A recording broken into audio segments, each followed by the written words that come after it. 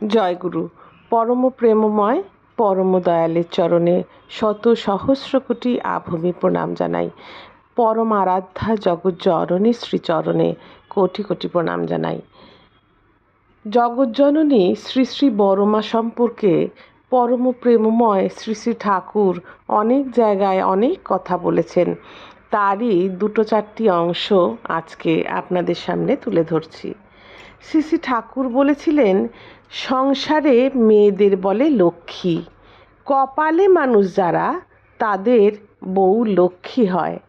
আমার কপাল ভালো, তাই বড় বউয়ের সঙ্গে বিয়ে হয়েছিল। শ্রী শ্রী ঠাকুর আরেক জায়গায় বলেছেন, নারীত্বের সার্থকতা মাতৃত্বে। প্রকৃত মাতৃত্বের স্ফুরণ যখন হয় মেয়েদের মধ্যে, তখন স্ত্রীর ভেতর দিয়েও স্বামী মাতৃত্বের স্পর্শ পায়। সন্তানের সুস্থি ও পুষ্টির জন্য মায়ের যেমন একটা পাগল পারা রকম থাকে, স্বামীর জন্য তখন তেমন হয়।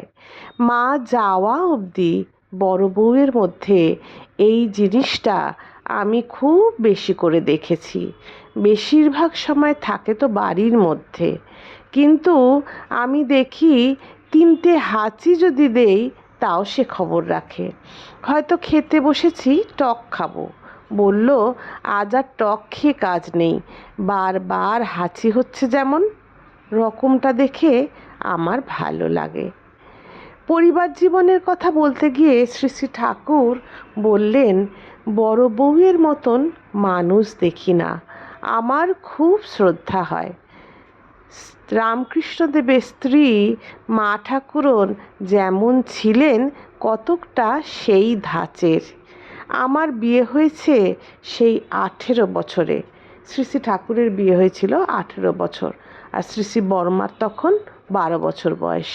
সেই দিনের কথা স্মরণ করে শ্রী শ্রী ঠাকুর বলছেন, আমার বিয়ে হয়েছে সেই 18 বছরে, তারপর এ পর্যন্ত আমার তার সঙ্গে কোনোটা নিয়ে বাধেইনি প্রায়। কার কথা মতো বাড়ির ভিতরের গাব গাছটা কেটেছিল, সেই দিন আমার রাগ হয়েছিল। তাছাড়া আমার মনে কোনো ব্যথাই দেয়নি।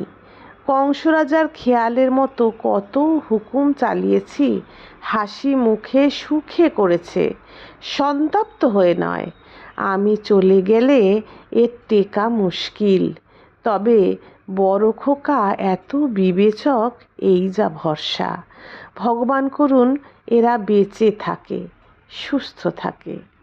আজকের আলোচনা এতখানিই থাক। অল্প অল্প করেই এখন করছি, আপনারাও সবাই ব্যস্ত, বিভিন্ন জায়গায় শ্রাবণ পরিক্রমায় যান, আপনাদেরও সময় কম, তাই অল্প অল্প করেই এখন করব। জয় গুরু, বন্দে পুরুষোত্তম।